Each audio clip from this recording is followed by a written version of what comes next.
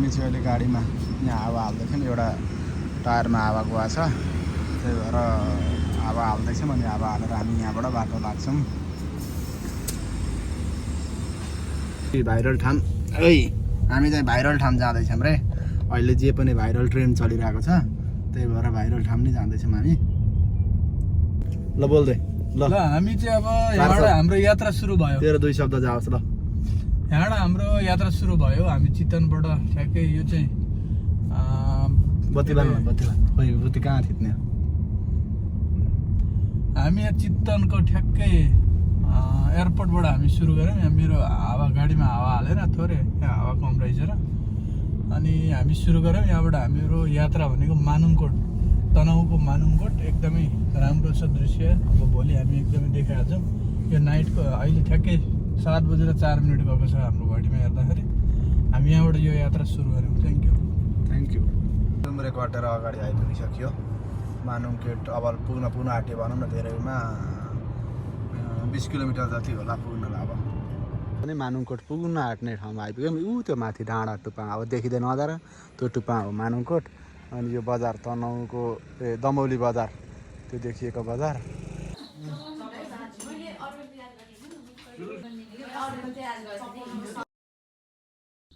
म चाहिँ अहिले उठिसकेको छु। यहाँ मानुङकोटमा यो होटलमा बसेको छु। अनि बिहानको अहिले ट्याक्कै 5:55 गएछ। 6:22 घाम उदाउने रहेछ। अनि यो एरियामा दामी देखिने रहेछ बादल टक्क माथि। अब त्यहाँ माथि गएर सन राइजिङ सन टक्क त सूर्य उदाउने हो, अस्त होइन।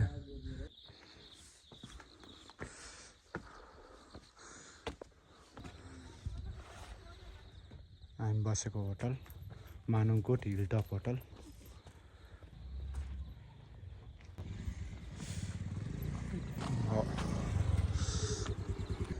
यस्तो अँध्यारो लागिरहेछ कि यसले टर्च बालिरहेछ पुरा, मोबाइलको टर्च। ल आइसक्यौँ हामी।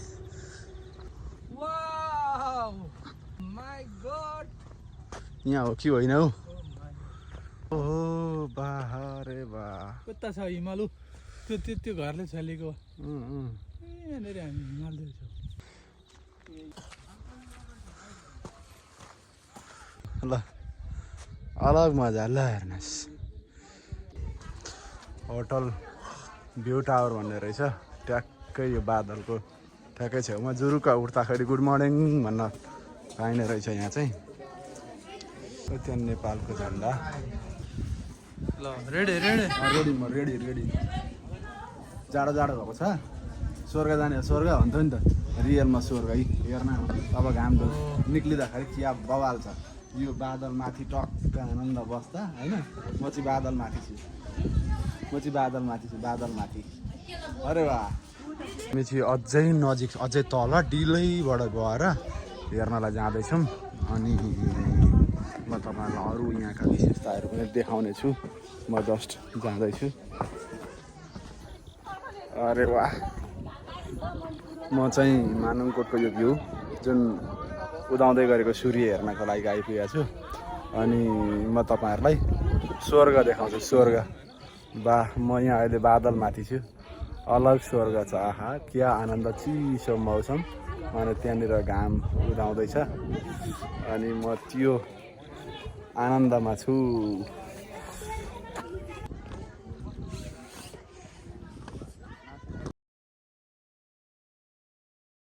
आयो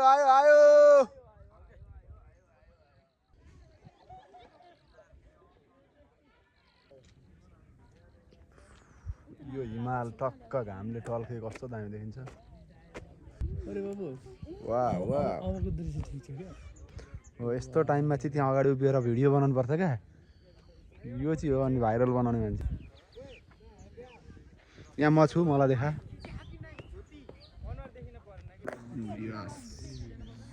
यहाँ म छु। घाम यहाँ उदाउँदैछ होइन।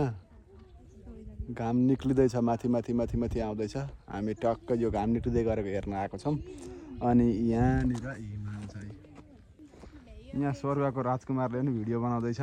ओ राजकुमार यता हेरेर अघि आयो क्या जे आयो अहिले आउँदैन सबै बादल हराउँछ माछापुच्छ्रे हिमाल सुन्दर बादल पहाडमाथिको बादल उदाउँदै गरेको घाम जसको छेउमा म अरे यार माछापुच्छ्रेको काखमा म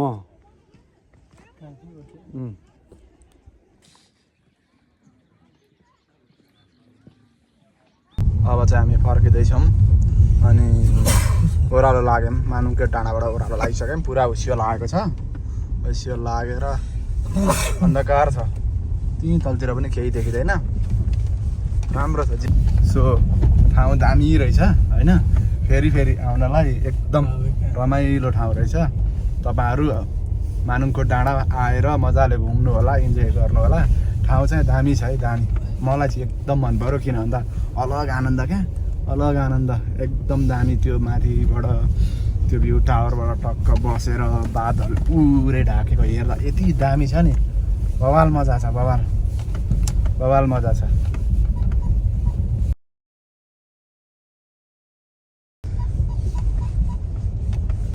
अनि त्यहाँ माथि गएर मैले एउटा भिडियोहरू पनि बनाएको थिएँ नि स्वर्ग जाने हो स्वर्ग यहाँ छ भन्दै नि त्यो आनन्द मजा क्या मजा लागेको थियो त्यहाँ गएर बस्दा यति मजा कि बसिरहँ जस्तो त्यो शीतल चिसो ठाउँ अनि टक्क बसिरहने त्यो बादल लागेको घाम टक्क निक्लिँदै गरेको बादलमाथि घामको त्यो रातो किरणले रातो बनाइरहेको होइन अति दामी क्या तपाईँहरू आउनु है एकचोटि घुम्नु एकचोटि हेर्नु मजा लिनु त्यो ठाउँको कहाँ गएर आएको भन्दै त स्वर्ग पुगेर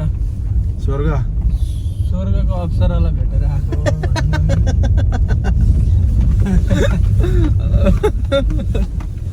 उदाउँदै गरेको अप्सरालाई भेटेको होइन अहिले त छोपियो उदाउँदै गरेको अप्सरा छोपिएर अहिले लजाइसक्नु निक्लिनु भएको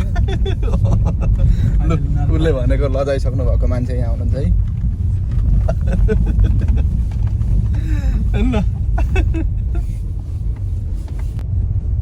50 मिटर चाहिँ देखिन्छ त्योभन्दा बढी त देखिन्न 50 मिटर कहाँ हो त यो 10 मिटर चाहिँ देखिन्छ भन्न 50 मिटर त धेरै टाढा हुन्छ नि 10 मिटर चाहिँ देखिन्छ अनि त्यही त हो 10-15 मिटर त हो 20 मिटर चाहिँ देखियो त्योभन्दा बढी चाहिँ देखिँदैन त्यति धेरै हुसियो लाग्छ यहाँ भिडियो गर्दा चाहिँ खासै हुसियो देखिए जस्तो देखिँदैन तर भिडियोबाट बाहिर हेर्दा धेरै छ अलिअलि कच्ची रोड थियो नि त अलिअलि कच्ची रोड हाम्रो जिउ हल्लाउने कच्ची रोड छ नि अब सकियो अझै छ अनि यस्तो ड्याममै छ हुसियो लागेर अनि कहाँ 50 मिटर थोडा हो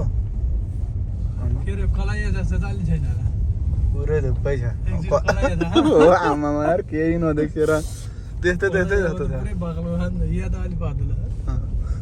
त्यो तराई हो नि त अलि बढी बाक्लै हुसियो लाग्छ त्यहाँ यो त अब पहाड हो ए